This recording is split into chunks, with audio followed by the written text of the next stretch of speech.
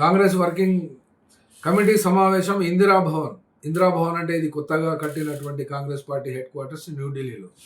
ఈ యొక్క సమావేశం జరిగింది. ఈ సమావేశంలో సోనియా గాంధీ, రాహుల్ గాంధీ, మల్లికార్జున్ ఖర్గేతో పాటు సీనియర్ కార్యకర్తలు, నాయకులు అందరూ పాల్గొన్నారు. ఈ యొక్క సిడబ్ల్యూసిలో చర్చించినటువంటి అంశాలలో ముఖ్యమైనటువంటి అంశం ఉపాధి హామీ పథకము నుండి మహాత్మా గాంధీ పేరు తొలగించాలని కేంద్రం తీసుకున్నటువంటి నిర్ణయానికి వ్యతిరేకంగా వచ్చే నెల జనవరి 5వ తేదీ నుండి నరేగా బచావ్, మహాత్మా గాంధీ నరేగా బచావ్ అభియాన్ చేపట్టుతున్నట్టు, చేపట్టడానికి పూర్తి స్థాయిలో సంసిద్ధతను మరియు క్యాడర్ను, పబ్లిసిటీని అన్ని కావాల్సుకొని చేసుకోవాలని చెప్పి తీర్మానించినట్టు ఇక్కడ ఆ యొక్క సిడబ్ల్యూసి సమావేశంలో ఫైనల్ చేసినారు. అట్లాగే వివిధ అంశాలపై కూడా చర్చించారు.